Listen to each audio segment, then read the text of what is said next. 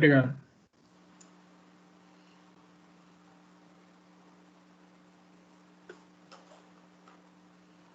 Retomando os trabalhos da reunião do mês de maio, da segunda turma ordinária da terceira Câmara da primeira sessão do CAF, na sessão das 14 horas do dia 20 de maio, nós vamos julgar os processos que ficaram pendentes da sessão prevista para as 9 horas da manhã dessa data.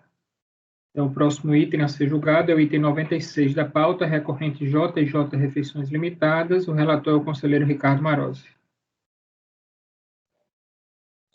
Ok, vamos lá. É uma exclusão do Simples Nacional por omitir segurado empregado na GFIP do período de outubro de 2008 a janeiro de 2009. Manifestação de inconformidade, alega-se que o auditor propôs a exclusão, uma vez que a empresa não efetuou a retificação da GFIP para a inclusão de ex-funcionária quando do reconhecimento de vínculo empregatício em ação trabalhista, de acordo com o artigo 29.12 da Lei Complementar 123. Ao fundamentar a exclusão, não observou que o referido inciso 12 fora revogado pela Lei Complementar 139, que foi alterada a redação do mencionado inciso 12, acrescentando-se ao mesmo o termo de forma reiterada. A representada somente uma única vez deixou de prestar as devidas informações e que, após verificada a falha, corrigiu-a imediatamente. Desta forma, não foi de forma reiterada. Data apontada erradamente pelo ato declaratório executivo, pois a única falha verificada foi apontada nos períodos compreendidos entre 10 de 2008 e 1 de 2009. Bom, a DRJ considerou improcedente, alegando que excluísse de ofício do Simples, por determinação legal, com efeitos a partir do mês de ocorrência da infração, a pessoa jurídica que omitir na GFIP, segurado, empregado, trabalhador avulso ou contribuinte individual que lhe preste serviço. Inconformada, a interessada apresentou recurso voluntário, onde literalmente repete as alegações da manifestação de inconformidade. Tudo bem? Com recurso tempestivo, preenche os requisitos. A recorrente nada trouxe de novo para além daquilo que já foi apresentado em sua manifestação de conformidade. Apenas repete o conteúdo das alegações, então eu peço licença para reproduzir o trecho que trata do assunto no âmbito da DRJ. E vou ler aqui os pontos destacados, que são os pontos importantes. Dispunha, à época da ocorrência da infração, o inciso 12 do artigo 29 da Lei Complementar 123. A exclusão de ofício dar-se-á quando, inciso 12, omitida da folha de pagamento da empresa ou de documento de informações previsto pela legislação previdenciária, assegurado empregado, trabalhador, avulso ou contribuinte individual que lhe preste serviço. Por sua vez, a resolução CGSN, também da época, dispunha que a autoridade fiscal, a mesma coisa, né? A resolução repetia o termo da lei. Bom, a autoridade fiscal, constatara a omissão na GFIP, no período de 10 de 2008 a 1 de 2009, formulou a respectiva representação para a exclusão do contribuinte do Simples Nacional, nos termos que estão aí reproduzidos abaixo. Pelo que acima consta, de fato foi identificada a omissão do contribuinte que deixou de retificar a GFIP, não declarando a reclamatória trabalhista com reconhecimento do vínculo empregatício no prazo, isto é, imediatamente após a sentença da ação trabalhista movida pela funcionária. Tal providência foi adotada em 10 de fevereiro de 2012, ou seja, somente após o início do procedimento fiscal e mediante intimação. Tal ocorrência afastou a espontaneidade da empresa, conforme CTN. Essa situação pode ser confirmada pelos elementos constantes dos autos. Veja-se, a propósito, o termo de início do procedimento fiscal, folha 6, que o procedimento iniciou-se em 28 de junho de 2011. A intimação do contribuinte inserida no termo de intimação fiscal, datado de 30 de janeiro de 2012, é recebido pelo contribuinte em 2 de fevereiro de 2012. Daí os termos da intimação. É possível ainda identificar, na cópia da mencionada sentença, que a mesma é datada de 15 de abril de 2010. E, por sua vez, constata-se que a declaração em GFIP somente ocorreu em 10 de fevereiro de 2012, ou seja, após o recebimento da intimação. Conforme se observa, documento constante folha 51, parcialmente reproduzido abaixo, está aí o documento, nesse sentido. Note que todos os elementos acima indicados demonstram que, ao contrário do que afirma a empresa, a mesma prestou as declarações corretas em GFIP somente após iniciado o procedimento fiscal e mediante intimação. Portanto, repete-se, afastada da sua espontaneidade.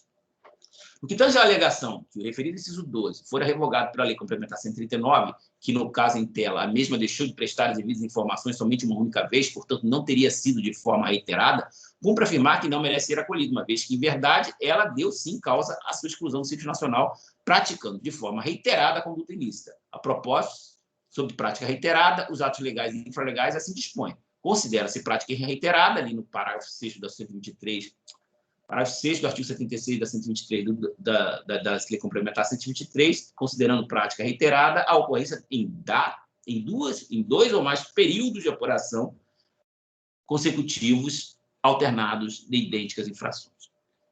É a resolução do Comitê lá de 94, número 94 de 2011, no mesmo sentido.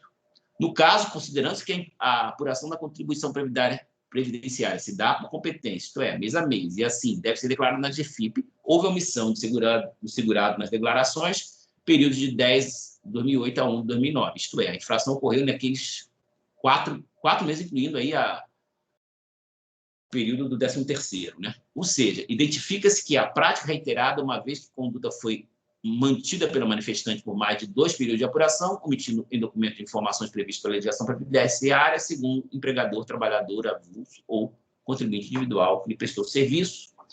No que tange a afirmação de que da empresa de que a data da exclusão foi apontada erradamente pelo ADE, em seu artigo 1º, cumpre afirmar que assiste razão em parte ao contribuinte. Com efeito, em que pese constar nos demais elementos do processo de que a exclusão se dá a partir de 1 de 10 de 2008, verifica-se que o ato declaratório constou no artigo 1º caput, que fica excluído a partir de 1 de 11 de 2007.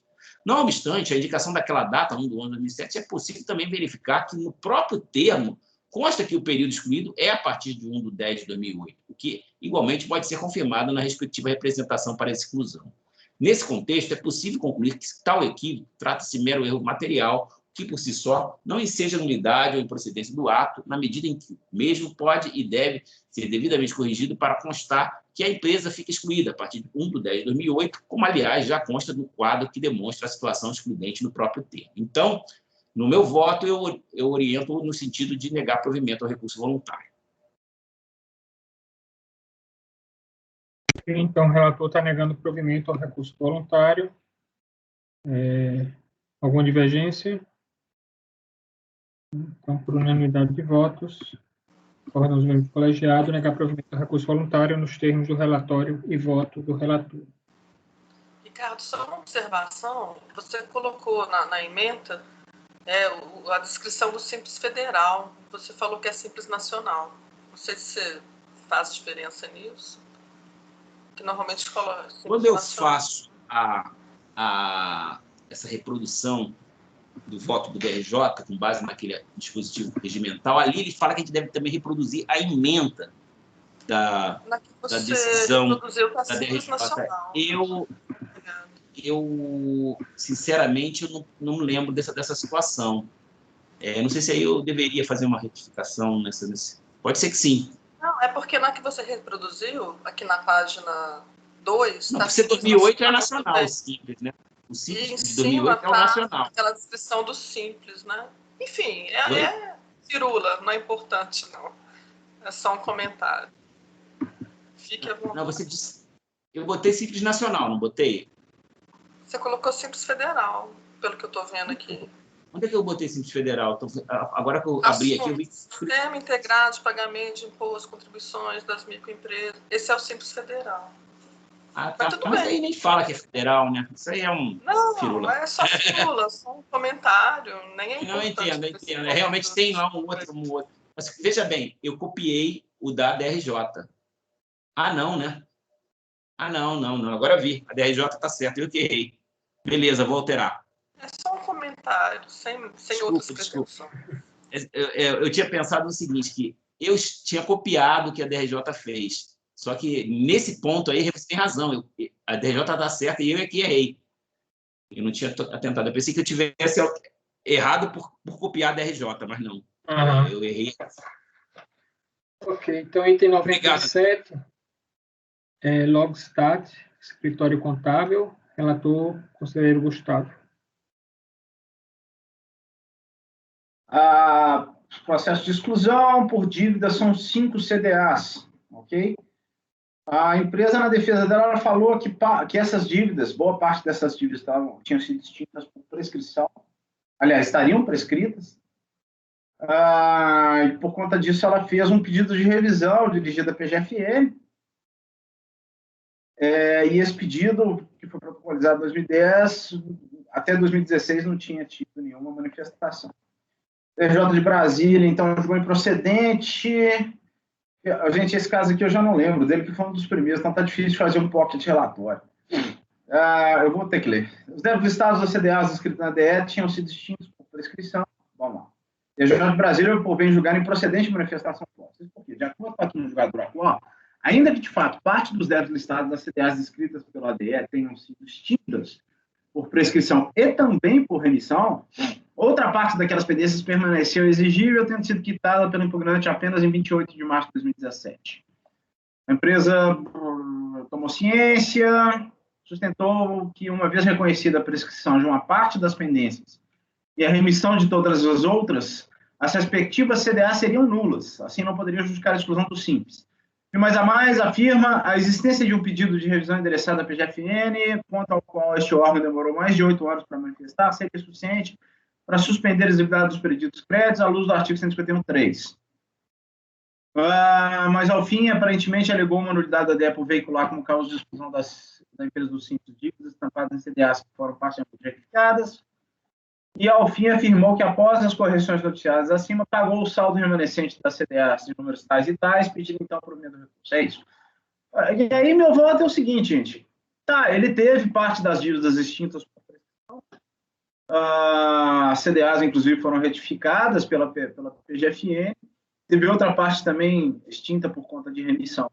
O fato é que, quanto ao problema da nulidade que ele aventa, eu falo o seguinte, olha, o fato da CDA ter algum tipo de problema, ter sido retificada, não retira a exigibilidade do débito, pode ser pago.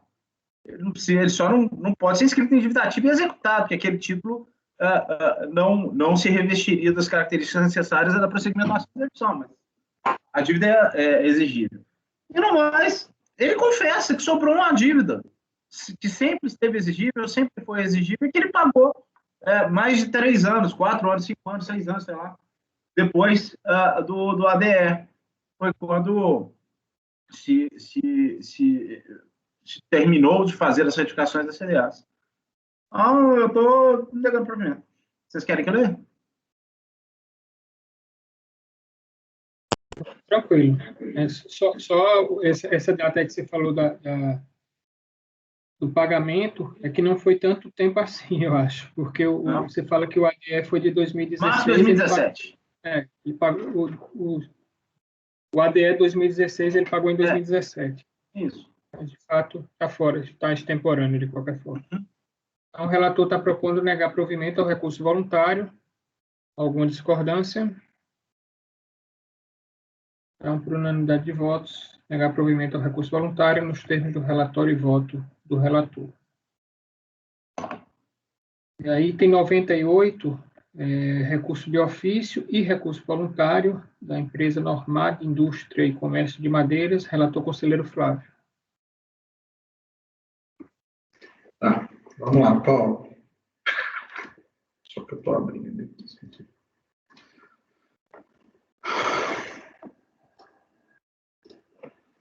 Vamos lá. Lembrar, esse também foi o meu primeiro. O presente processo trata de autos de infração lavrados em fase do contribuinte Normad Indústria e Comércio, através dos quais a fiscalização constituiu de ofício crédito tributário referente ao Simples Nacional, janeiro a julho de 2007, e da Sistemática do Lucro Real, julho de 2007 a dezembro de 2007, crédito de RPJ, contribuição social, contribuição ao PIS e COFINS. A motivação do lançamento, como você observa do TVF, foi bem resumido pelo acordo, proferido pela DRJ, por isso peço para transcrever. Basicamente, o que a infração aqui, pessoal, é com relação a depósitos bancários, né, não escriturados e de origem não comprovada, E, uma vez que se identificou esse depósito, né, como créditos, né, como receita não declarada do contribuinte, também houve acusação de insuficiência de recolhimento por conta que ele aumentou o percentual lá dos cálculos do Simples, e aí houve uma insuficiência de recolhimento com relação a isso também. Ainda com o relatório, que nos termos do documento de folhas tal, a inclusão do contribuinte no Simples Nacional se deu em 1/7 de 2007, sendo excluído em 31/2/2009 do Programa Simplificado de Tributação. Aí o contribuinte traz o recurso dele é bem longo, tanto a impugnação quanto o recurso foram bem longos, ele fala uma série de discussões, eu vou enfrentar isso aqui no voto. A DRJ, em Belém, ela deu provimento parcial ao apelo do contribuinte, porque no período de 7 de 2007 a 12 de 2007, ficou comprovado que ele ainda estava no Simples Nacional, só que os tributos, né, foram lançados com base no lucro real. Então, com base nesse entendimento, foi dado provimento parcial à impugnação do contribuinte. Como o valor do crédito tributário exonerado superar o valor de R$1 milhão, nos tempos lá da antiga portaria 03 de 2008 do Ministério da Fazenda, a DRJ apresentou recurso de ofício. O contribuinte também apresenta recurso voluntário, sobre diversas alegações aqui, eu vou enfrentar isso no voto. Posteriormente, como se for tenor do acordo de folha tal, o seguinte, sendo distribuídos os autos para este relatório, remetidos ao CARF, em primeiro momento, nos termos da resolução número de folhas tal, entendeu-se pelo sobrestamento do julgamento do recurso do presente processo, nos termos do artigo 62A, que acabou sendo alterado. Posteriormente, como se denota do acordo, de folhas tal, sendo distribuídos os autos para o relator que compunha essa turma de julgamento, o colegiado entendeu por bem declinar a competência para a segunda TO da quarta Câmara, por se tratar de processo de relatoria do então conselheiro Paulo Roberto. Contudo, nos termos do despacho de folhas tal, os autos foram novamente encaminhados a essa turma para sorteio, uma vez que constatou-se que o relator ordinário não mais integra o colegiado do CARF. Ato contínuo, os autos foram distribuídos. Assim, acho que ficou claro, né, Paulo? Precisa de alguns esclarecimentos? Sim. Flávio, só corrigindo também aí, no primeiro parágrafo, você fala que o lançamento é do Simples Nacional, mas é do Simples. Eu falei Simples Nacional? No primeiro semestre não tinha, era federal. Ah, meu Deus. Então tá errado. Beleza, eu vou... Até aqui embaixo eu também falo, Paulo. Mas você... Não. É simples. Não, tá? Na época não, aí tá certo. O resto tá certo. Foi só no primeiro parágrafo. Ah, tá. Beleza. Depois você fala que o lançamento... Eu peguei uns lotes, e aí eu acho que só um parênteses aqui, de muitos processos que estavam sobrestados por conta dessa questão do depósito judicial, de crédito em conta de instituições financeiras. Isso era uma praxe, né? Sobrestar, e aí... que depois... no regimento anterior, né, o Ricardo aí falaria com mais propriedade, né? Mas anteriormente o regimento previa o sobrestamento desses processos que estivessem com julgamento pendente no Poder Judiciário. Não, mas isso aí era uma... Assim, eu até entendo a racionalidade disso, mas, por exemplo, o ICMS básico cálculo piscofins, os processos teriam ficado suspensos 21 anos, 22 anos. Versão 99 do Supremo, enfim. Ok, pode ir ao voto, então. Tá, vamos lá. Bem, da tempestividade, o recurso é tempestivo... primeiro, eu vou só analisar aqui o recurso voluntário. O recurso é tempestivo e cumpre os demais requisitos para a sua admissibilidade. Em sede preliminar, o recorrente alega que o auto de fração lavrado seria nulo, por cessamento de direito de defesa, uma vez que, em suas palavras, 1. Não explica as razões pelas quais toda a documentação apresentada não foi considerada pela fiscalização, não contém os motivos pelos quais as explicações prestadas pelo requerente não foram acolhidas ou consideradas. Assim, após demonstrar a necessidade de motivação dos atos de lançamento, de ofício, do crédito tributário por parte da fiscalização, o recorrente alega em seu recurso que... Aí ele traz uma série de argumentações. Pois bem, De pronto, não se pode deixar de consignar que as hipóteses de nulidade dos atos praticados pela autoridade estão lá no artigo 59 do decreto 7235. Aí eu faço aquele à parte que as pessoas confundem muito nulidade com improcedência. Por outro lado, o relator não tem dúvidas de que a preterição do direito de defesa constante pode ter diversas interpretações e, por consequência, uma aplicação ampliada. Assim, qualquer ato da administração que, de alguma forma, dificulte ou inviabilize o direito de ampla defesa otorgado aos contribuintes, poderá macular o ato praticado, devendo este ser considerado nulo. No presente caso, contudo, não se vislumbra a ocorrência de nenhuma das hipóteses de nulidade elencadas no citado artigo 59. Como mencionado, a argumentação do recorrente é no sentido de que, em síntese, a fiscalização não teria demonstrado os motivos pelos quais os documentos apresentados pelo recorrente não teriam sido aceitos para comprovar os créditos identificados pelas contas bancárias. Da análise dos autos, em especial do termo de intimação de número 2, folhas tais, pode verificar que, no curso da fiscalização, o contribuinte foi intimado para. Aí, ele intima exatamente, são 13 páginas de crédito, ele intima para ele se manifestar sobre eles. Contudo, no TVF, o agente atuante deixou claro que o contribuinte não apresentou os documentos solicitados, não comprovando, portanto, a origem dos recursos lançados a crédito nas contas correntes citadas nas 3 fases componentes do anexo do referido. Nesse sentido, a fiscalização demonstrou que analisou e cotejou todos os documentos relacionados ao ano calendário 2007, notadamente as demonstrações fiscais e contábeis elaboradas e apresentadas pelo contribuinte, bem como os extratos bancários fornecidos, em atendimento às intimações expedidas. O agente atuante pontuou nesse sentido que, aí eu acho que não preciso ler. Assim, a acusação fiscal foi justamente que o contribuinte, mesmo intimado para tanto, deixou de apresentar a documentação para comprovar a origem dos créditos informados em suas movimentações bancárias. Ou seja, no termo da acusação fiscal e, em especial, da análise dos autos, não se consegue vislumbrar razão nas alegações do contribuinte de cessamento de defesa ou de motivação do ato de lançamento.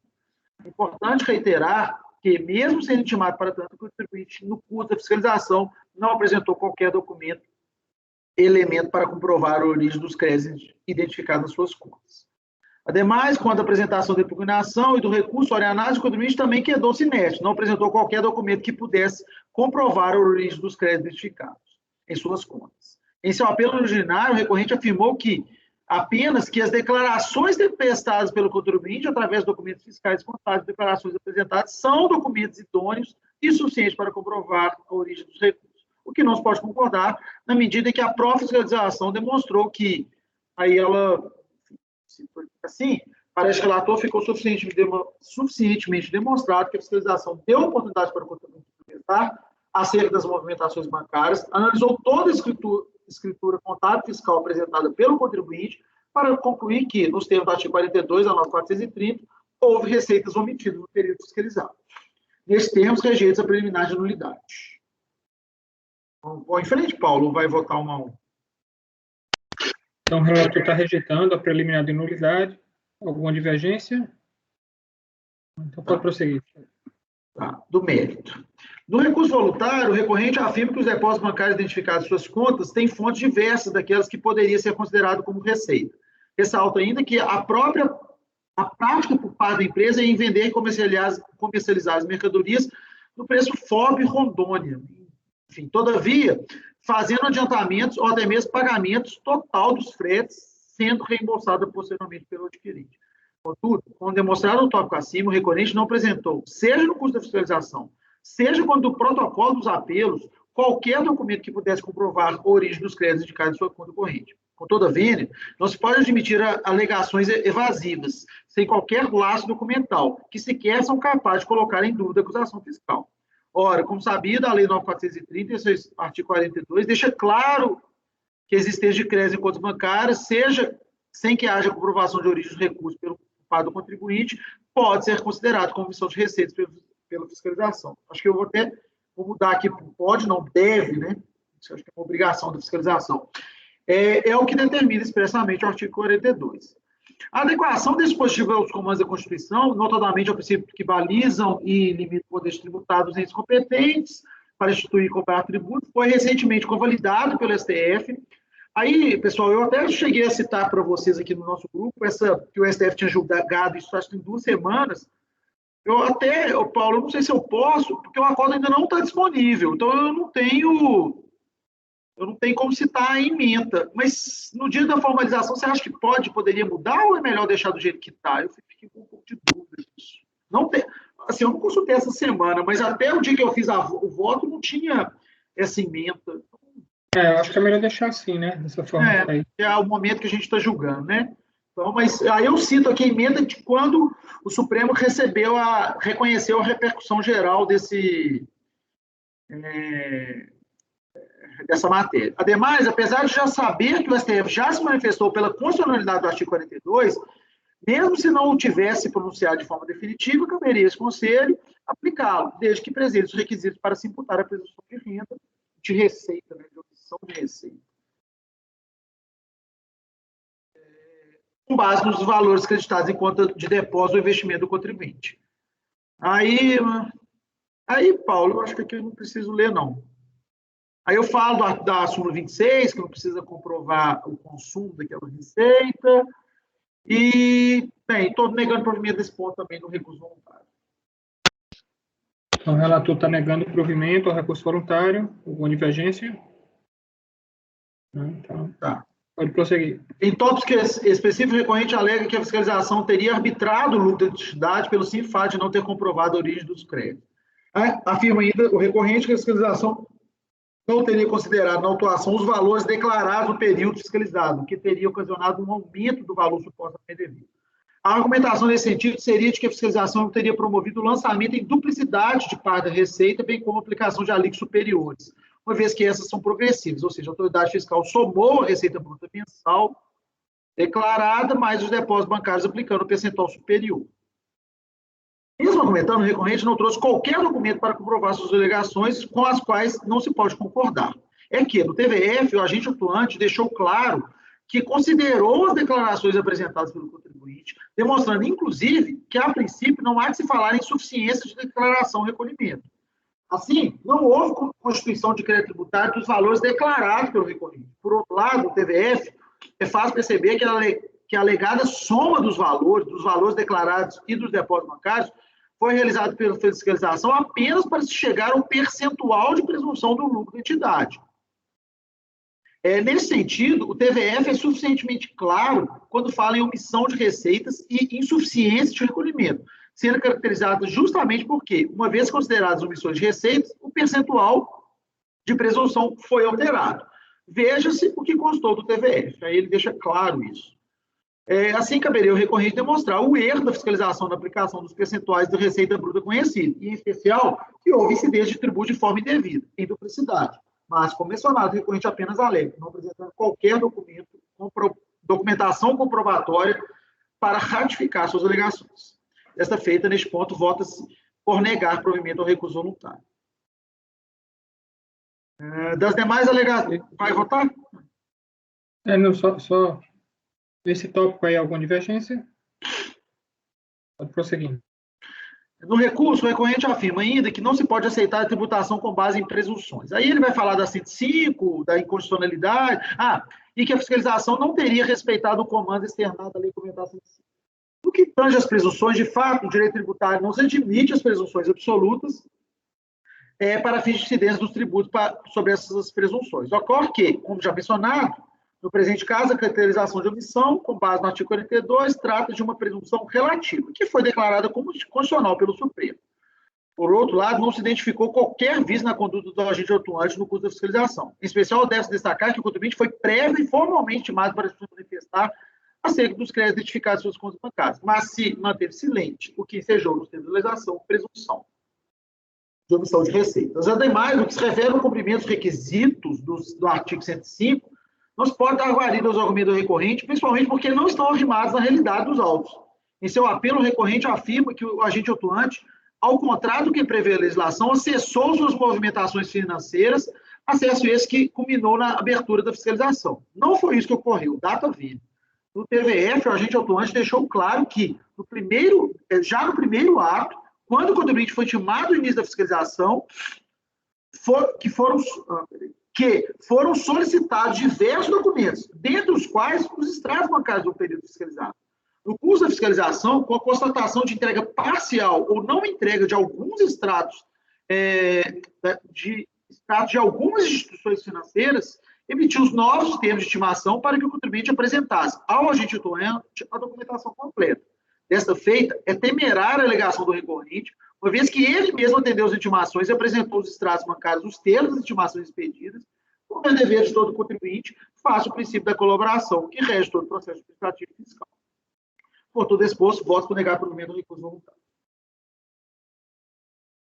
O relator está negando provimento integralmente ao recurso voluntário. Com divergência? Então, recurso de ofício. Isso. Aqui, Paulo, eu não estou conhecendo o recurso, não estou conhecendo, aqui não é nem cabimento, é não conhecimento.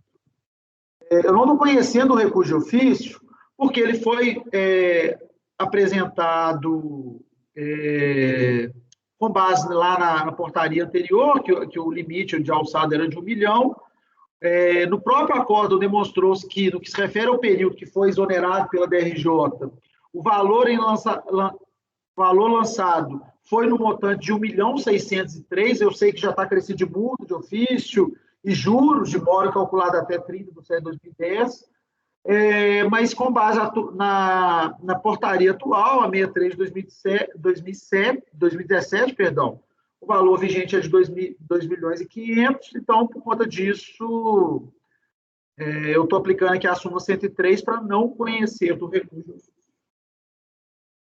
Ok, então, o relator não está conhecendo o recurso de ofício e, quanto ao recurso voluntário, rejeitando a preliminar nulidade e, no mérito, negando provimento ao recurso, nos termos do relatório e voto. Com divergência? Então, por unanimidade de votos. Item 99, recorrente construtora Sanches Tripolani, e a relatora é a conselheira Andréa.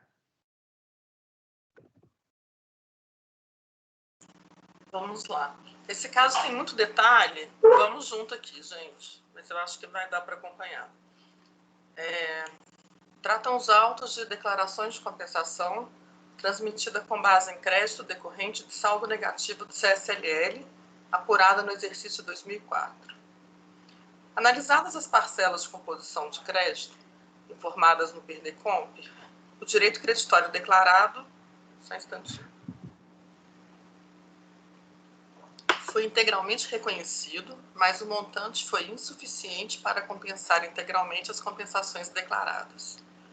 Assim, em 23 de outubro de 2009, foi emitido o despacho decisório que homologou parcialmente o PERDECOMP de final 0393 e não homologou o PERDECOMP de final 6092. São estes os únicos dois PERDECOMPs de que tratam os autos. Registre-se que não consta dos autos o detalhamento da compensação, parte integrante do despacho decisório. Dando prosseguimento ao rito do PAF, o sujeito passivo apresentou manifestação de conformidade com suas razões de discordância. A DRJ manteve a decisão do despacho decisório com base nos seguintes argumentos. Para o deslinde do litígio, cumpre, antes de tudo, atentar a 3 pontos fundamentais. A. O despacho decisório menciona exclusivamente as DECOMPs de final 0393 e 6092. B.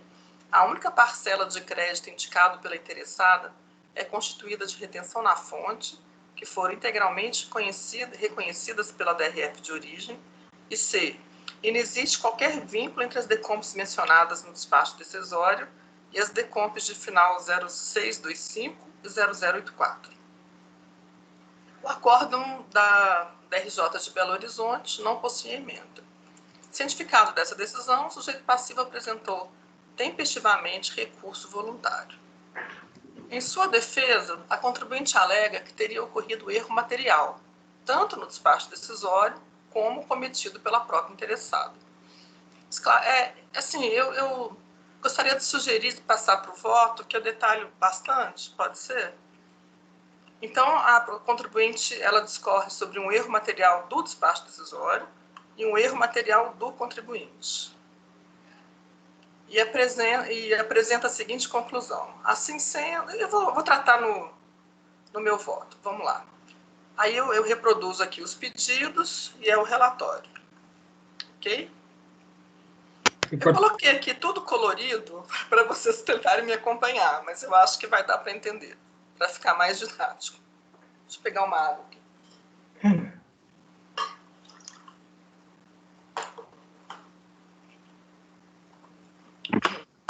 No mérito.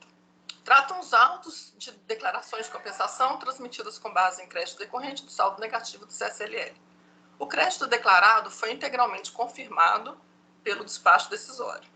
Encontram-se vinculadas ao direito creditório 2 perdecontos, o de final 0393 e o de final 6092. Conforme relatado em sua defesa, a recorrente alega que teria ocorrido erro material, tanto no despacho decisório como cometido pela própria interessada. Esclarece o seguinte, aqui no despacho decisório. Aponta que a decisão teve por objeto aponta que a decisão teve por objeto 2 perdecontos, de final 6092 e de final 0393. Defende que o perdecomp de final 6092 é o único que tem como origem de crédito o direito creditório objeto dos presentes autos. Que o erro material decorreria de ter sido incluído na utilização do crédito o perdecomp de final 0392, que estaria relacionado com os perdecomps de final 0625 e 0084. Enfatiza que o perdecomp de final 0393 estaria vinculado ao crédito de saldo negativo do CSLL apurado no exercício seguinte, no exercício 2005, 1/1 de 2004 a 31/2 de 2004. Do erro material do contribuinte.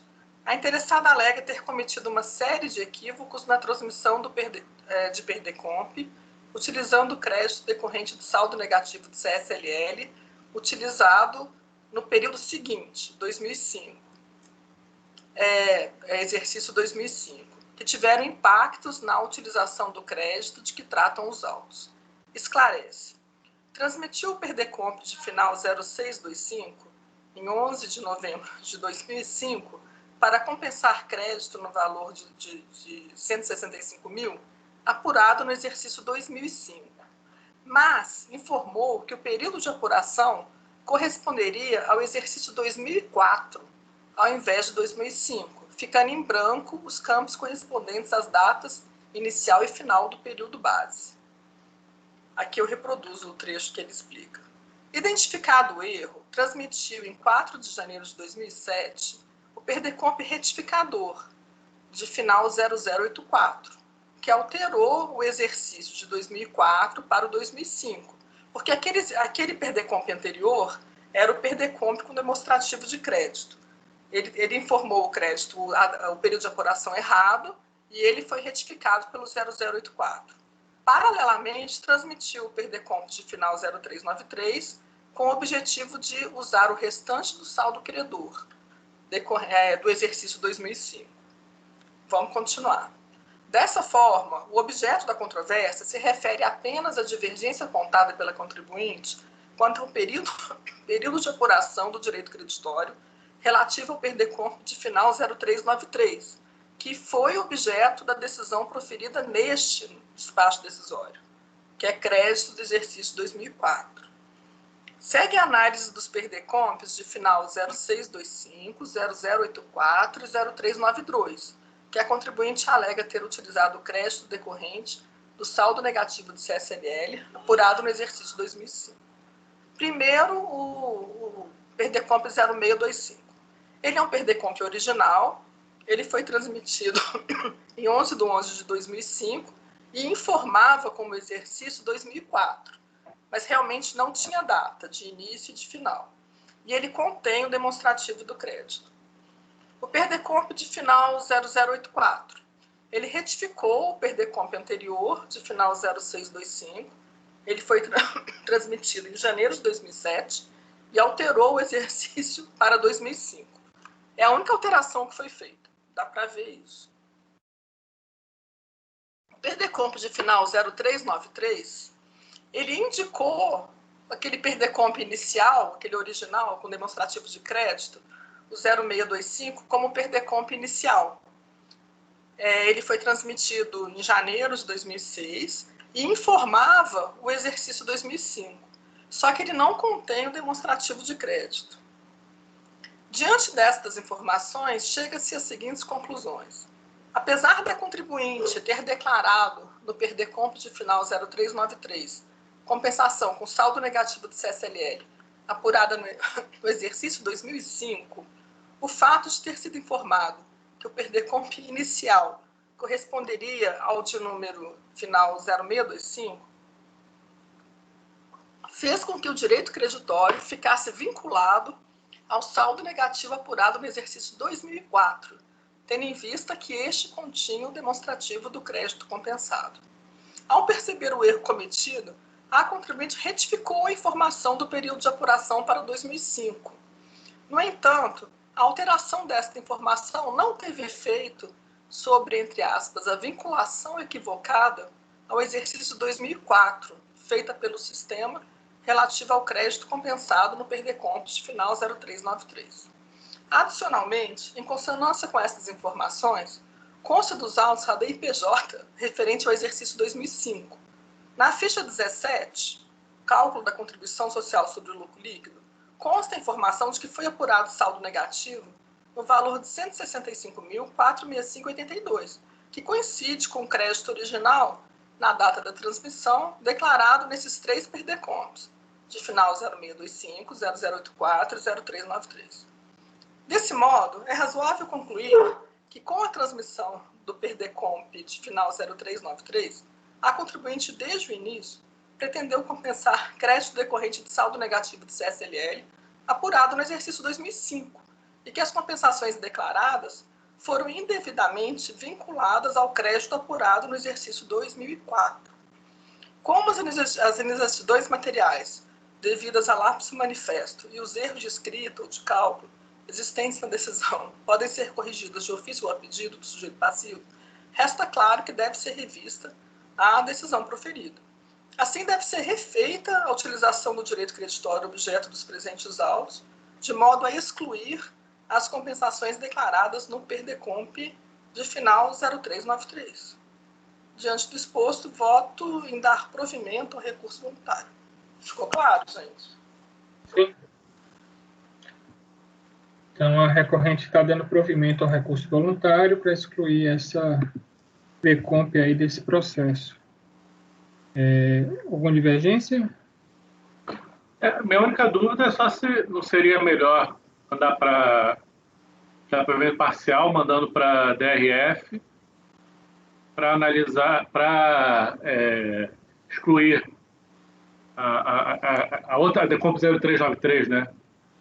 Mas foi a mesma decisão que a gente deu no outro voto, né? Naquele da anulidade parcial. É porque o reconhecimento do crédito não vai ser alterado, né, Sérgio? Sim. A questão seria só em relação à amplitude da homologação da compensação. Então, assim, de qualquer forma, os valores dessa 0393 não podem ser cobrados nesse processo. Então seria, então, não sei, na minha cabeça seria provimento parcial apenas para manter apenas para excluir a DECOMP, essa DECOMP desse processo, que ela seja analisada considerando o crédito de saldo negativo da anualidade 2004. Processo apartado, alguma coisa do gênero. Eu acho que é isso que está sendo feito, não? Mas o provimento é integral porque esse é o pedido dele, né? Mas ele está mandando para a DRJ, né? Ou está mandando para a DRF? Não, está mandando para canto nenhum. A gente está simplesmente tirando a declaração desse processo.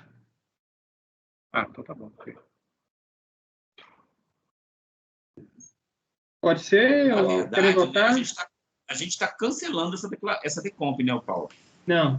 Está simplesmente tirando desse processo aqui. Ela deve estar sendo analisada no processo lá do ano calendário subsequente. Ou vai ter que ser considerada na compensação do ano calendário subsequente. Eu acredito que talvez para tirar essa dúvida, eu coloco igual eu coloquei naquele processo anterior, eu coloco letra A, reconhecer que esse PERDECOMP não faz parte, que o crédito discutido nesse PERDECOMP não é o de 2004 e, sei lá, eu posso esclarecer melhor letra A, letra B. Não, eu só fiquei confuso porque falou em erro material, mas, na verdade, se o resultado final é simplesmente excluir essa decomp do processo... O erro material que eu considerei é porque a decisão, ela incluiu esse PERDECOMP num crédito que não foi pedido. Não, eu sei, mas quando você falou em nulidade, eu entendi que ia ter que ser feita uma nova decisão. Eu entendi que era nulidade do... Eu falei nulidade aqui? Acho que não. Então eu não confundo. Não sei. Assim, eu não domino totalmente o fluxo dessas decomps. Só para esclarecer. Então, com essa decisão, excluindo ela desse processo, ela vai voltar para o fluxo ou ela não foi, ela já foi processada? Aí a gente não sabe. Ela não Pois volta. porque se a gente exclui ela daqui, ela não teria sido já analisada no âmbito desse processo, ou seja, tirando ela daqui, das duas uma, ou ela vai ser homologada com... Por isso que eu estou sugerindo fazer letra A e letra B. Vincular este PERDECOMP ao crédito de 2005, entendeu? Desculpa, eu vi nulidade no dispositivo lá em cima, mas acho que esse dispositivo está errado, não tem nada a ver com o voto. Eu fiz... Qual que é, por favor, me ajuda. Lá em cima, embaixo da emenda. Está falando em declarar de ofício a nulidade da qual do recorrido, tararau, tararau. Ah, tá, eu não corrigi o dispositivo. Então a minha confusão foi essa, desculpa. Tá. Obrigada, Ricardo, é que assim, o crédito que foi analisado nesse processo é o saldo negativo do ano calendário 2003, de R$ 28 mil, que ele foi integralmente reconhecido, né? E aí ele foi utilizado para homologar parcialmente uma decomp, que de fato se referia a esse ano. Aliás, aí ele foi utilizado... André, tem uma questão aí, um problema, viu? Porque eles consideraram o primeiro a 0393. Por causa da data, né? Então vai ter que exonerar, né? Exonerar o crédito tributário. Era do jeito que eu fazia. Não, se bem que pode ser do jeito que você colocou mesmo, excluir. Veja só, o que aconteceu? Eles analisaram nesse processo o crédito do ano calendário 2003, que era 28 mil, e reconheceram integralmente. E aí, eles utilizaram esse crédito para matar os débitos dessa decomp de final 0393. Que foi na mesma data, né? E não foi suficiente. Então, foi homologada parcialmente a compensação. E não homologaram a compensação da decomp 6092, que de fato era do ano calendário 2003. Tá? Só que essa decomp de final 0393, ela não se referia ao crédito desse processo. Ela se refere ao crédito do ano calendário subsequente. Então, assim, a decisão é tirar essa decomp desse processo, ela não deve ser considerada para esse crédito de 28 mil do ano calendário 2003, e ela vai ser considerada lá no processo que analisou o crédito de 2004. Mas com essa decisão aqui, ela vai ser considerada nesse outro processo? Então, a Andrea vai acrescentar isso que ela se propôs a fazer. Colocar a letra A, a letra B, para deixar isso bem claro. Pode ser assim? Ok? Fica dar provimento com essa especificação aí, é isso? Tipo aquele voto anterior que eu coloquei, excluir, não sei o que. Só que eu confesso que eu estou cansada para poder propor um texto agora. Não, mas seria dar provimento para excluir as compensações declaradas na PERDECOMP final do 0393 desse processo e que deve ser tratada no processo atinente ao crédito do ano calendário subsequente, que é o ano 2004. Ok? Então, por unanimidade de votos, dar provimento ao recurso voluntário nos termos do relatório e voto da relatora. O item 100 nós já julgamos. Item 101, recorrente Ramiro Leal. Relator é o conselheiro Ricardo.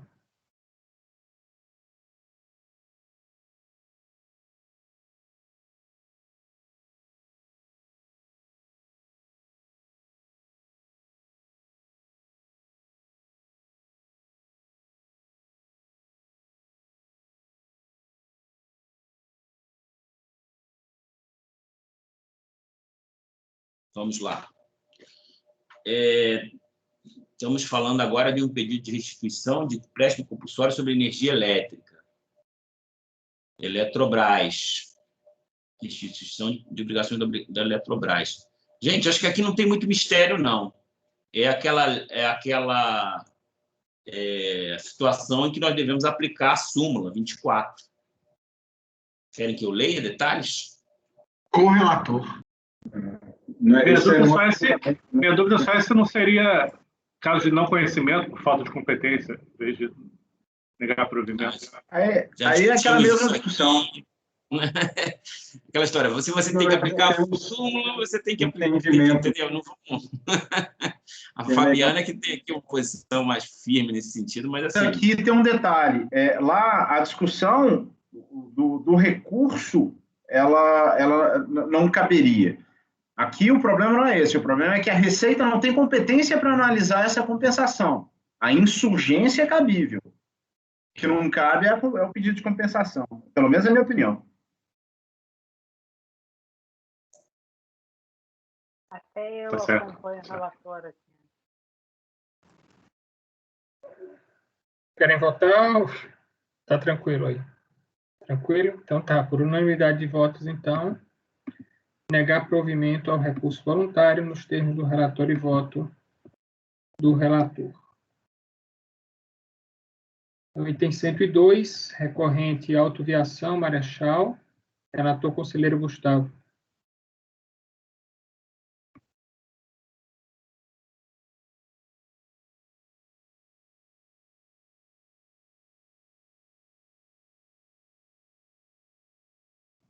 Meu mouse está uma porcaria, eu não consigo achar nada aqui. Eu não lembro o que é esse processo, não, mas vamos lá. Tudo feito de pedidos apresentados mediante formulário, por meio dos quais pretende restituição de valores atinentes à multa de mora suportada quando a realização de duas compensações por meio de decomp tal e tal. O valor por referência tal, em linhas gerais, já no formulário trazido a Florestais, a insurgente sustentou liquidez, certeza de direito postulado com base... Ah, tá, lembrei.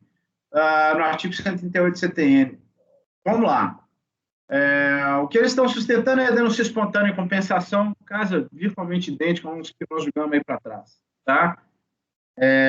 Não é objetivamente... E o problema é, quando o contribuinte sustenta a aplicação da denúncia espontânea, porque a DRF já não tinha deferido sob a alegação de que a compensação de débito feita após o vencimento tem que vir acompanhado de juros e multa.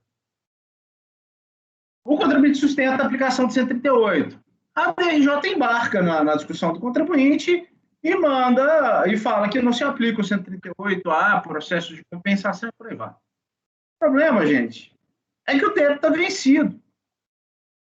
Não se trata daquela situação que tem até no RESP, de declaração que se retifica para majorar o débito e depois fazer o recolhimento com os efeitos do 138. É um débito vencido.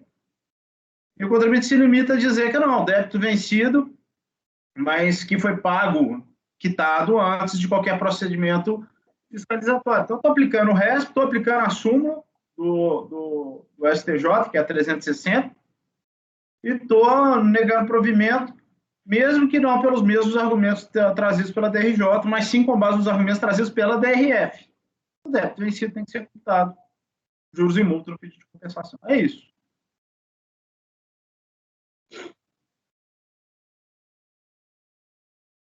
A origem do débito, só para avisar, é a multa de mora que ele colocou no pedido de compensação, no primeiro pedido de compensação, tá? Já foi. E o tributo estava declarado normalmente, ele não retificou nada. O tributo vencia, sei lá, no dia 15 e ele apresentou a compensação no dia 20 para quitar esse tributo. É isso. Aí não tem nem aquela discussão de compensação, temos contato. É isso que eu falo no início do meu voto. Tanto o contribuinte quanto a DRJ dentro de uma discussão que não tem qualquer pertinência. Beleza. Estou te ouvindo, não, Paulinho. A DRJ também alega que não se aplicaria a multa de mora. Isso daí você está afastando, né? Não, mas aí ela está entrando naquela discussão de que ela não entraria não é só isso, ela fala que não caberia a aplicação do 138 em processo de compensação e que a denúncia espontânea não afasta a multa de mora, só a multa de ofício. Eu passo por cima disso, vou tratar com um trator, nem questiono isso. Tá. Eu nem analiso isso. Eu cito o precedente do STJ que trata do problema da aplicação da multa de mora. Vocês querem que eu leia? Tá curtinho, mas enfim. Não, eu entendi. Eu só fiquei em dúvida se não seria interessante afastar esse argumento, como a gente fez no processo, não sei se foi da André, do Ricardo, algum processo anterior que a gente fez essa mesma situação. Não, mas eu falo isso especificamente. Entendia que afastava... A denúncia espontânea se aplica, sim, para afastar a multa de mora, mas não é o caso. Então, perfeito. Pronto, era só essa minha dúvida. Tranquilo. A questão é que aqui não é denúncia espontânea. O primeiro parágrafo do meu acordo eu falo isso. Ok, tranquilo. Alguma divergência? O relator está propondo negar provimento ao recurso voluntário, então. Então, por unanimidade de votos. Item 103, recorrente Avonprev, relatora a conselheira André, é um processo paradigma para os itens 104 a 107. Presidente, eu gostaria de comentar inicialmente que eu fiz um relatório um pouco mais detalhado, mas não tão detalhado, porque o crédito é o mesmo, a situação é a mesma, e nada do que eu coloquei é específico somente desse processo, se refere a todos eles. Eu cheguei a dar uma olhada e conferir se era isso mesmo. Vamos lá. Tratam os autos de perdecompes transmitidos com base em crédito decorrente de pagamento indevido ou a maior de imposto de renda retido na fonte, Código de Receita 3223, IRRF, resgate de previdência complementar, modalidade de contribuição definida variável, não optante pela tributação exclusiva. André, só um minutinho. Paulinho sumiu. Opa. Você está em contato com ele, Gustavo? Você está por aí, presidente?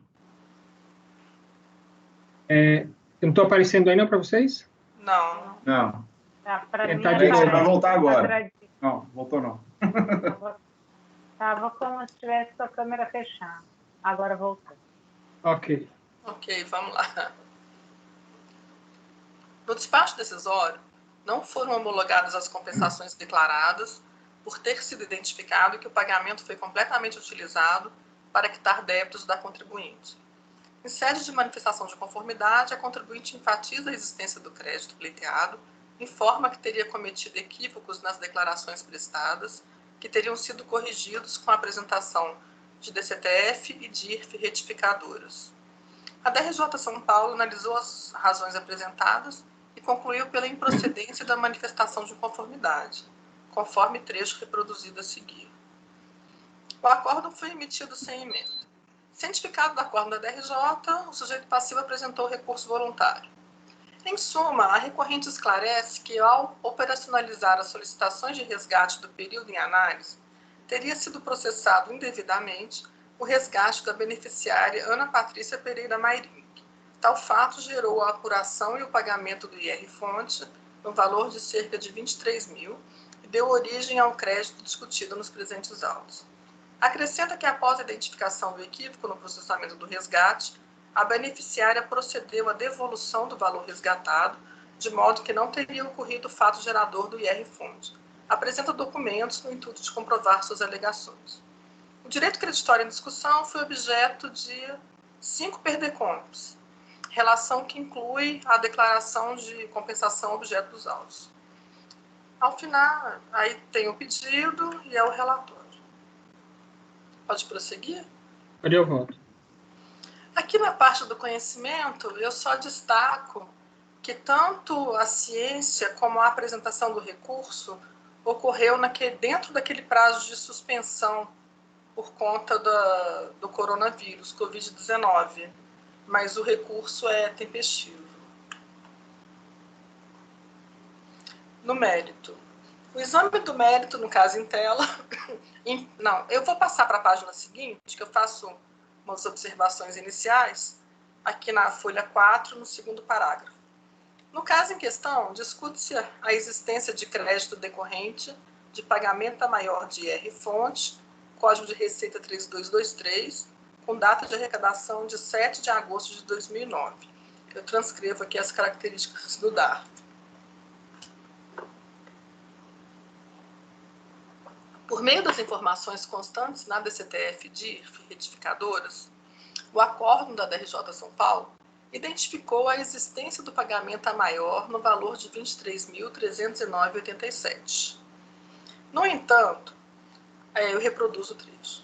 No entanto, as compensações declaradas não foram homologadas, tendo em vista que, apesar de ter sido identificado o pagamento a maior no valor de R$ 23.309, não houve comprovação de que a fonte pagadora teria devolvido ao beneficiário a quantia retida indevidamente, condição exigida para a compensação de retenção indevida de IR-fonte, conforme disposição do artigo 8º da IN 900, de 2008, vigente à época dos fatos. Reproduzo aqui o dispositivo. No recurso voluntário, a interessada apresenta novos documentos, acompanhados dos seguintes esclarecimentos. Ao operacionalizar as solicitações de resgate do período em análise, teria sido processado indevidamente o resgate da beneficiária Ana Patrícia Pereira Mairink, no valor total de R$ 155.399,14, o que gerou a apuração e pagamento de IR-fonte no valor de R$ 23.309,87. Eu acho que deu uma alterada na versão que vocês estão, mas foi só isso que eu alterei. Apresenta a folha de resgate analítica referente ao mês de agosto de 2009, reproduzida a seguir. Aqui eu coloco a folha de pagamento, dá para ver aqui claramente a beneficiária Ana Patrícia Pereira Mairink, o valor da retenção da fonte R$ 23.309, o valor líquido R$ 132.089 e o valor total R$ 155.399. Após a identificação do equívoco no processamento do resgate, informa que a beneficiária procedeu à devolução do valor resgatado, de modo que não teria ocorrido o fato gerador do IR-fonte. Apresenta cópia do razão analítico de agosto de 2009, contendo o registro contábil da operação. Aqui foi até marcado pela própria contribuinte. Aqui tem a data 20 de agosto de 2009, aqui no histórico, devolução do benefício de resgate da contribuinte Ana Patrícia Pereira Mairink, e o total de 132, o total líquido, né?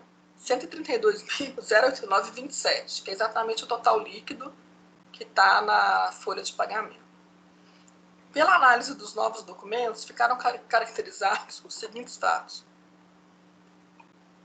Em 7 de agosto de 2009, registro na folha de pagamentos de agosto de 2009 de resgate tributável referente ao plano de previdência complementar da beneficiária, no valor total de 155, fonte de 23 e valor líquido de 132. Em 22 de 2009, registro contábil do razão analítico da devolução do resgate do plano de previdência complementar, referente ao resgate da contribuição da beneficiária no valor líquido de 132 mil.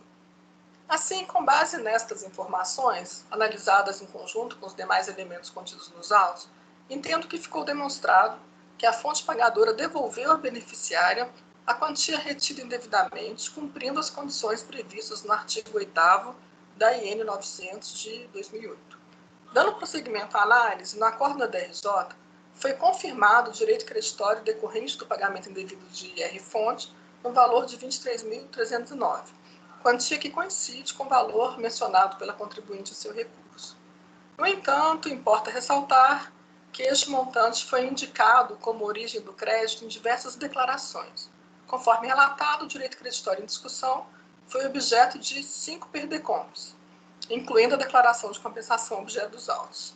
Assim, como estes perdecompes indicaram o mesmo pagamento como origem do seu crédito, o total reconhecido deve ser utilizado na compensação de todos os débitos confessados nestas declarações. Destaca-se ainda que em cada perdecomp é informada a parcela do crédito original necessária para a extinção por compensação dos débitos declarados. No caso dos autos, foi pleiteado o crédito no valor original de R$ 3.690,86, de modo que o valor passível de ser utilizado nas compensações declaradas no perdecomp objeto dos autos fica limitado a este montante. Uma vez comprovada nos autos a existência do direito creditório líquido e certo do contribuinte contra a fazenda pública passível de compensação, deve ser reconsiderada a decisão proferida na acórdão da DRJ. Diante do exposto, voto por dar provimento ao recurso voluntário, de forma que sejam homologados os débitos declarados até o limite, a compensação, né? De forma que seja homologada a compensação declarada até o limite do crédito original informado no PERDECOMP. É como voto. André, só uma observação é que, assim, esses registros que você traz aí, na verdade, eles comprovam que a beneficiária, né, a cliente lá da recorrente, ela devolveu o valor que foi resgatado, de 132. Sim. Mas eles não comprovam isso que está no primeiro parágrafo da folha 6, que a fonte pagadora teria devolvido a quantia retida. Isso daí seria comprovado se a recorrente mostrasse que devolveu para a aplicação lá da cliente dela os 155 mil. O meu raciocínio é que como ela devolveu o valor líquido, o retido na fonte automaticamente seria somado, mas você tem razão, tem essa questão mesmo. Eu bobeei, que meu raciocínio foi outro. Eu pensei, como foi devolvido o valor líquido e a retenção na fonte é de responsabilidade da própria fonte pagadora, no caso, da Avonprev, assim, isso já seria uma coisa dela, ela não teria que ter resolvido. Seria só a atualização do registro contábil. E também, sei lá, né, da informação. Uhum. Porque assim, essa devolução da contribuinte reforça né, da veracidade à tese da recorrente, no sentido de que e foi o que não teria havido fato gerador. Não teria havido fato gerador. Está fechado o áudio, né? Seu áudio, Sérgio, eu acho. Foi. Ah, não, agora sim. Eu estou entendendo que houve o... não, mas ela já havia feito pagamento, né? Então... Porque a contribuinte, a cliente ali, ela vai reclamar, obviamente, né? Vai ter uma redução de R$23 mil. Fica meio infactível, mas realmente teria que comprovar, porque se houve pagamento... A questão aqui é um pouco diferente, Paulo. Ficou comprovada a devolução. Não, eu não sei se isso é suficiente. Eu não estou aqui... dizendo que não é suficiente, assim, que as provas dos autos não são suficientes. Eu só estou dizendo assim que esse documento aí, ele não comprova o que está dito no primeiro parágrafo, que houve a devolução, né? Sim. Só haveria essa comprovação se houvesse um registro lá da recorrente atribuindo de volta os 155 mil para a conta da cliente dela, né? Assim, como eu falei, o fato da cliente devolver os 132 mil corrobora a tese dela, né? Mas, assim, só não tem a ver com esse primeiro parágrafo. Tá? O meu raciocínio realmente ficou falho nesse ponto. Eu acho que é o caso, inclusive, não se aplica o artigo 8º. Nós não estamos falando de retenção indevida. Aqui ele fala só da devolução do fonte. Nós estamos falando de não ocorrência fraturadora, é isso. Mas a DRJ, Gustavo, ela mencionou... Mas no fim das contas é retenção indevida também. Ela mencionou, assim, ela reconheceu o direito creditório e ela não reconheceu por conta do artigo 8º, porque não estava demonstrado. Aí, no meu raciocínio torto, eu entendi que tinha ficado demonstrado. Você tem que retornar 135 mil à conta dela, né? Não 132. Mas porque aqui é o contábil, né? Não é na conta. Talvez o documento... mas é que... O trato da conta dela vai custar 155. Assim, mas sem a prova da devolução. Mas o raciocínio pró é o seguinte, foi no mesmo mês, foi feito rapidamente, foi alterado o registro contábil e a retenção na fonte seria um ônus da própria Avonprev. Não? É porque ela pagou, assim, a beneficiária tinha 155. A Avonprev pagou só 132, porque o resto ela reteve. E foi devolvido 132. Então, pois assim, não estou entendendo essa história. Oi? Eu não estou entendendo. Se é 153, e ela só enviou 132 para a beneficiária. A beneficiária devolveu os 132. A questão desses 23 ser realocado para a beneficiária tem que ser contábil na própria contabilidade da Previdência, da entidade de Previdência. Não sei que devolução que vocês estão falando. Então, eu talvez eu não tenha deixado claro isso, Ricardo, mas o meu pensamento foi mais ou menos esse, que era meio óbvio, porque no acordo da RJ fala, não ficou comprovado que foi devolvido por parte da beneficiária. Ela devolveu. Não, o problema é o seguinte, gente. O problema é que o artigo 8º exige a comprovação do estorno do IR-fonte. Por quê? Se não houver essa comprovação, o que vai acontecer? Eles vão devolver aqui, na forma de compensação, e depois a pessoa física vai deduzir da declaração dela de pessoa física esse valor. É por isso que o artigo 8º exige a comprovação desse estorno. Sem isso, não tem como. E eu sei disso porque nós julgamos um caso meu nesse sentido. A discussão que havia era só o tipo de prova, que aqui exige que você apresente os documentos contábeis, as declarações da beneficiário, que é complicadíssimo para o contribuinte, que não tem poder de polícia. Mas que ele tem que comprovar o estorno na escrita dele, desse fonte, ele tem, porque do contrário o risco é de se dar aqui a compensação e o contribuinte, o beneficiário ainda aproveitar esse fonte lá na declaração dele. Esse é o motivo do artigo 8º. Por isso que tem que provar, não basta devolver o dinheiro, tem que devolver o fonte. Porque, André, o que a DRJ falou não foi que precisava comprovar que a beneficiária devolveu, era que precisava comprovar que a fonte pagadora devolveu à beneficiária a retenção. Como é que seria essa comprovação? Ela estornando para a conta da beneficiária os 155 mil. Os 132 que ela devolveu e mais os 23 que ela reteve. Entendi. Né? Eu entendi tudo trocado. Dessa forma, eu concordo. Não ficou comprovado realmente com os documentos que estão nos autos. Se vocês não se importarem, eu vou reescrever para falar que não ficou. Que apesar de ter ficado comprovado que a beneficiária, que foi devolvido, né, para a conta da beneficiária o valor líquido, a fonte, aquela questão que o Gustavo colocou. Mas também não fica comprovado isso, eu acho. Só isso não basta? Não, estou dizendo, não fica comprovado que ela... Mas tem aqui o razão analítico. A devolução do 132 tem aqui, cara. A devolução da contribuinte, da beneficiária, porque é complicado, da Ana Patrícia para a empresa. Entrou os 132 aí. Isso está comprovado. Só os que 23 mil, não. A contrapartida, que foi devolvido. É isso que o Ricardo colocou, que eu acho que eu não tinha entendido. É que, assim, ela tem que comprovar que voltou para a conta dela esse valor de 23 mil, senão a Ana Patrícia poderia utilizar, por exemplo, o imposto de renda dela, pessoa física, para poder abater. Não é isso? Eu posso reescrever, eu entendi. Essa é a inteligência do artigo 8º. Né? Ele não fala nada da receita, da renda. Ele fala só do fonte. Sim. Aí eu reescrevo e mudo aqui o meu voto para negar provimento por falta de prova. Se vocês concordarem, claro. E peço eu acho que o Ricardo... se eu entendi errado. Eu tô com alguns problemas pessoais aqui, eu não estou podendo raciocinar direito, mas eu não...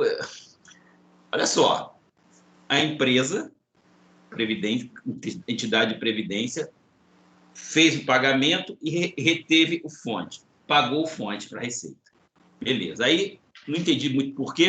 Não, isso está errado. Então, reverteram a situação. A beneficiária lá, ela devolveu o líquido, que é o 132, não é isso? E a entidade privada contabilizou essa devolução. Gustavo, contabilizou a devolução do 132. Vocês estão querendo que a entidade também comprove... Olha só, de qualquer maneira, nós creditamos aqui no seu saldo os 153, que era... É isso que vocês querem? Isso. Isso aí é um problema da empresa com a beneficiária. O que a Receita tem a ver com isso? Aí o Gustavo está falando, mas ela vai poder... Estão pressupondo que foi feito um informe de rendimentos para que a pessoa física lá possa aproveitar aquele fonte que teria sido retido, mas depois não foi retido, Mas ela teria que essa também é a posição- apresentar a correspondente receita, né? Estamos prevendo aqui, que acho que eu li em algum lugar, que é o plano de previdência daquela modalidade, não é a exclusiva, né? É a outra.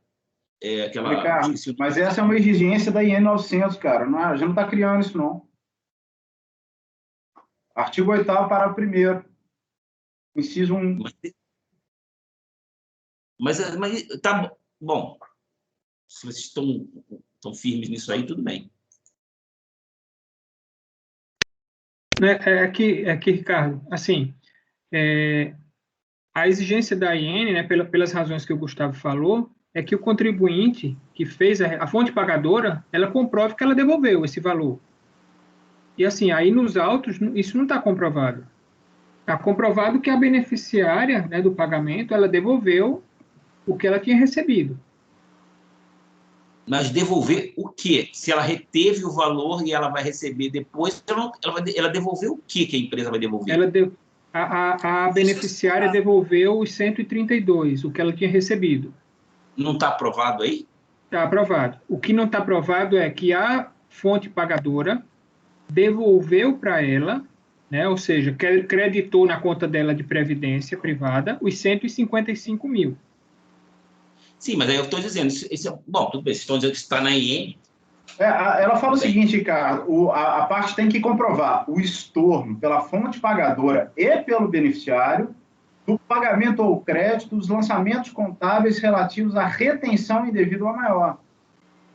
E tem outras exigências aqui que eu não sei nem se elas são tratadas. Exige retificação de DCTF, retificação de DIF.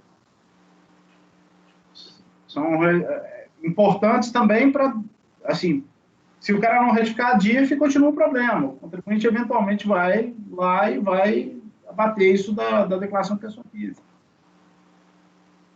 Mas a gente... Eu acho que está faltando um bocado de coisa aqui. Eu acho que para ter DIRF, teria que ter sido... A devolução não foi no mesmo ano calendário? A DIF é feita no ano seguinte. Mas isso pode ter sido informado da CTV. A gente está conjecturando. Isso não foi discutido nos autos. O que eu estou falando você tem um requisito específico. Desculpa, eu gostaria de colocar outra coisa. Eu estou cansada e não tinha pensado aqui.